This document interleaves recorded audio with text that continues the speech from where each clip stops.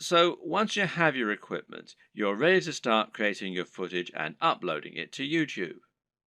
So what's the average day like for a YouTuber? How do you go from start to finish and save yourself as much time as possible?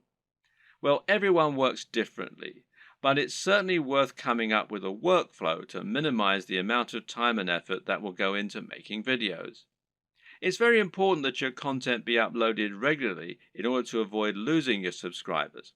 And with that in mind, you need to be able to rely on a simple process to keep making more videos. To start with, you should try to keep an area in your home or studio ready for filming at all times. Designate a corner of an office or somewhere else to record your footage. That way, you won't have to get everything out and set everything up each time you want to film. It'll be there ready for you to go right away. This also means you can create a set for yourself and a backdrop. This is very important because it will once again greatly improve your professionalism. You don't want to record footage of yourself talking in front of an untidy bedroom with clothes strewn everywhere. Nor do you want to record in an untidy office or any other part of the home that just looks like someone's house, unless, of course, your niche is about something for the home. Rather, your aim is to make a professional looking set that will help to reinforce the lifestyle that you're trying to promote. Now, this might mean that you set up an area in your home to reflect what you're trying to say about yourself, and this could be a very clean and modern looking desk setup, for example, or it could be lots of comics and film merchandise. Another option is to use a completely white background, which is achievable with your lighting equipment and a white wall or even a bedsheet pulled taut, or to print out a large canvas or poster that you can use for your backdrop. Or you can use a system called Chroma Key and insert a background in post-production. Whatever you eventually decide, just make sure you have everything right where you need it, and you know just where to stand, and you have somewhere to prop a script. A good tip is to write yourself something of a script before you start, but to be generally quite relaxed in the way that you stick to this script. It's fine to work from it rather than reading it out verbatim. Another tip is to break your script down into lots of smaller pages. This way you can glance at the next section, perform it, and then move on to the next part. If you have a big enough storage card, then you can record everything in one take and then subsequently edit into a video that people will want to watch. But to do this, you also need to make it as easy as possible for yourself. You can do this by moving slightly each time you perform the next page. This will not only help you to see when you got the take right when looking at the footage in the editor, you'll know that the take just before you moved was the right one, but it'll also make it much more dynamic video as you'll be moving position on the camera as you speak. This makes it easier to edit in cuts too, as when you cut, you need to either keep your position the exact same or make it purposefully very different. You can't just move slightly, as this will look like an awkward twitch. Another tip is to clap at the start of each new section. Why? Because that will make it easier for you to see the audio spike in the editor. One more. When recording your footage, always leave long spaces before and after each take, and generally record much more than you think you're going to need. This will give you more to work with in editing. You should also set up your mic separately, remember, and if you're using a lapel mic, then you just need to plug in your phone and slip it in a pocket while you perform your shots. You can do this all in one take as well. Now, depending on the nature of your video, you might need to record some extra footage as well that you can use as inserts. A long video of someone talking is not normally very engaging, which is why you'll want to switch it up often with clips of other videos or with images. One way to do this is by collecting a B-roll. Now, this is insert footage of the product you're reviewing, of your location, or of anything else that is related to your subject matter. The way you'll then use this is to have your audio running continuously in the background and then switch the footage of you speaking for footage of your products or of the environment. Collecting B-roll is a definite skill and will involve using the tracking head and tripod as discussed earlier. Try checking out technology videos from the likes of Android Authority, Techno Buffalo, and The Verge, amongst others, and you'll find they always include shots of phones and computers next to pens and paper, or by running water, or in the middle of grass and plants.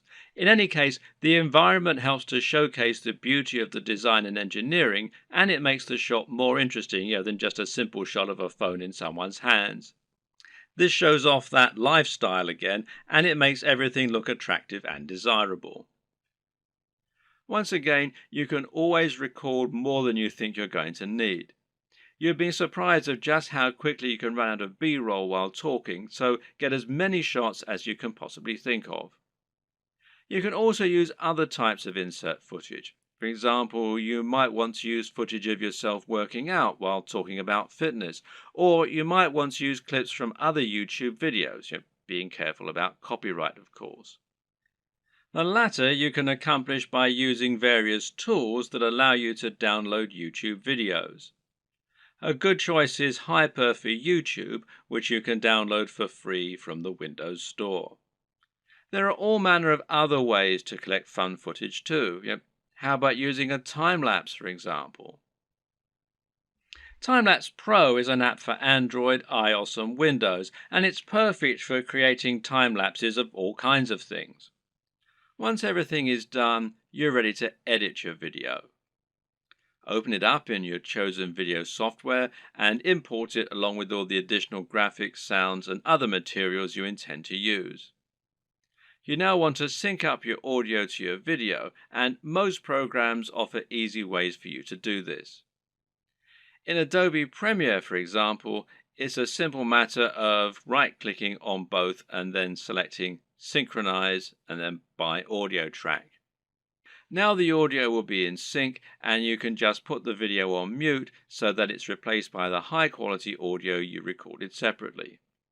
Now, just link the audio and the footage so that any edits you make will affect both, as though they were recorded at the same time from the start. You'll want to line all this up so that you have all your footage in order and so that there are no awkward pauses. It's also important to keep things moving and to keep things dynamic all the way through. If you're using lots of B-roll, then you should make sure you move from panning shot to panning shot. It should never be motionless or you'll lose focus. So make sure that you record lots of footage so that you have lots to work with, but then edit heavily too so that you're losing lots of it. Once everything is in order and the sound is lined up, you can then start to insert your extra footage and lay this over the top, intersperse it. Normally, you'll keep the audio going continuously and just cut back your video as you do this. If you watch the aforementioned Android Authority videos, then you'll notice that they tend not to have much of themselves talking at all. They have a clip at the start and at the end, and perhaps one or two in the middle, and the rest is all B-roll. Finally, try adding the video opener, any bottom thirds, and your logo and your music, and make sure that you get the audio balance right with the music, and consider using a small introduction before the opener. These final touches will give your video a real air of professionalism while helping to really drive home your branding. Now you just need to save your video in a format that YouTube likes, such as MP4, and then start to upload it to your YouTube account. All this can take a fair bit of time, so be sure to leave yourself time unless you have a really fast connection. And this will be even truer if you're using 4K footage. A tip is to use Chrome to upload. Google made Chrome and they own YouTube, so the two play nicely together. If your upload is interrupted and you're using Chrome, then you'll be able to resume it from where you left off later on, even if the computer's been turned off. While your video uploads, you can use the time to fill out a few of the extra details that YouTube requires from you. YouTube will ask if you want to monetize your video with ads, for example. And of course the answer is yes, as long as you aren't overtly selling anything in it. Likewise, you'll be able to write your title, your description, and your keywords. Make sure that your title is descriptive of your video while also being something that people will want to search for and something that people will be tempted to click on when they see it. We'll go into this in more detail in a subsequent video. Finally, make yourself a thumbnail to act as the image that people are going to see before they click on your video. If you don't do this, then YouTube will select a still from the video itself, and while this can work, it might not give potential viewers the right impression of what your video is all about.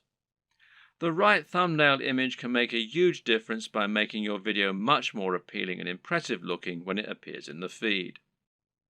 With what we've said so far, you should now have a good idea of how to run your channel and keep adding new exciting content. But at first, you're going to find it a wholly unrewarding process. You'll upload your first video after spending ages working to get it just right, and then no one will click on it. If you're lucky, your first video might land you 100 views, and it will probably take months to get to that point. More likely, you'll have 3 views, and one of them will be your mother.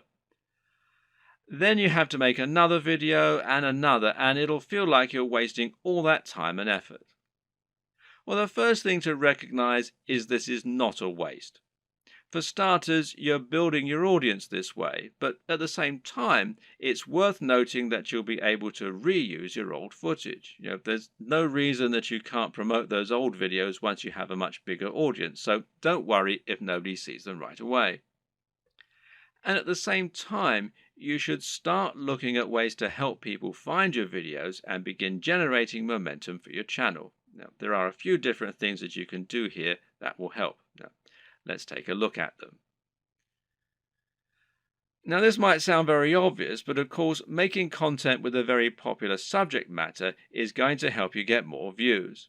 And better yet, making content that has a big dedicated audience, or that is not an overly crowded audience, will help you to stand out and get noticed amongst the crowd. Let's say you're making opinion videos about computer games. A great way to make sure that you get noticed is to make a video about Sonic the Hedgehog. Sonic is a somewhat divisive figure in the video gaming community, but there is a huge die-hard audience for him out there. If you make a video on Sonic, you can almost rest assured that it will get thousands of views and likes just from people searching for new content on their favorite mascot. Got a football channel? Then how about making a video about a smaller local team? There won't be that much content out there on this team, which means those fans will only have your video to satisfy their appetite. Again, this can be a good way to find a huge audience and build on it. Got a fitness channel? Well, try making a video on Bruce Lee. He's such an iconic figure that nearly any video on him is bound to get tons of likes and follows. YouTube uses numerous different metrics in order to determine if a video is popular and whether it should be promoted. One of these is how long the video is viewed for and how often it gets likes. So if your videos get watched all the way through every time and get thousands of likes, then your channel is going to look very popular and you're going to see your videos climbing the ranks of YouTube. This is another very good reason to make your content shorter, because it means that 3 minutes is now 100% of your video instead of 20%. Another tip is to give your viewers a reason to stick around. Tell them at the start of your video about something exciting coming up at the end, for instance. If you were trying to promote a website, then one of the ways you'd do so would be to use keywords. These are terms that people regularly search for when they use Google, and by lacing these into your content, you can ensure that Google will make the connection. Well, you can't do this in your videos because Google can't search the content of what you're saying. Well, yet. But what you can do is choose relevant keywords to add to the video when you upload it. Now, these should be things that people are likely to search for, as well as things that will make your video come up in the suggested videos at the right time. The way to get this right is to look for popular subjects, but at the same time, you want to make sure that the phrases you pick really are relevant. You're not trying to trick people into watching your videos here. All that will do is to get them to turn off very quickly. If you want to find good search terms, you can use Google AdWords Keyword Planner. Now, this will tell you what people are searching for on Google. And it might be different from what people are searching for on YouTube, but it will nevertheless be similar at least. But you can also just use a little common sense here. When you create your videos, try to think what people might be searching for when looking for that content. It works very similarly to hashtags in Instagram or on Twitter. Likewise, you can also use keywords in your video title and even in your description. In general, it's important to make sure you add lots of content to your description and write about what viewers can expect to see in the videos. Not only can this be a great way to offer more additional value to your visitors by letting them sift through the key points, but it'll also give YouTube more content to use to learn about your videos. You have a YouTube profile, and this is something that can also come up in searches. So you want to optimize this for YouTube SEO, in other words, search engine optimization, just as you're optimizing your videos themselves with the keywords and descriptions. This means making sure you fill out your About page by adding lots of content into your description section. In your home page, you can also make your channel more appealing by adding playlists so that people can quickly find different types of content from you, and this way you can separate your content into different categories. You can also create a channel advert, which will be a video that introduces people to your channel and encourages them to subscribe. Add a profile image, a banner image, and be sure to link all of your social media accounts as well. All of this will help YouTube see that you're on the ball as far as content creation goes, which in turn will mean your videos get more promotion. So let's say someone is watching a video in the same niche as your channel and they see your video come up as a suggested video because of the keywords you used. If you have the right thumbnail and the right video title, it'll make your video appealing enough that people just can't avoid watching it. A brilliant example of this comes from Yo Elliott. Elliott Hulse is a strength training YouTuber who talks mainly about lifting weights and getting stronger. But despite this, he's managed to become almost a household name and is well known outside of fitness circles. Why? Because of his Yo Elliott series. These feature him asking questions that viewers have. These really speak to that value proposition that we discussed earlier and talk about things anyone can relate to and benefit from. These are the things that will get an emotional reaction from people and that they will think can help make their lives better. Just check out some of these video titles. How to approach women. Give mini orgasms. How to destroy self-doubt. Masturbation gives me energy to work out. How to confidently command respect. When is it okay to fight? What guy doesn't want to give women mini orgasms and confidently command respect? Whatever you think about this kind of content, there's no denying that it certainly stands out, and it's easy to see why people click on it. And even if you think it's probably garbage, a lot of people will click on it just to see what kind of garbage it is. It's interesting to see what he's going to say. You don't need to use this exact method, but just keep in mind that you can make your titles much more clickable by offering something that promises real value, that stands out, and that people will really want to hear. Finally, there's no reason you can't simply post your videos in order to share them. Don't be afraid to post your videos on Reddit or on Google Plus in the relevant communities.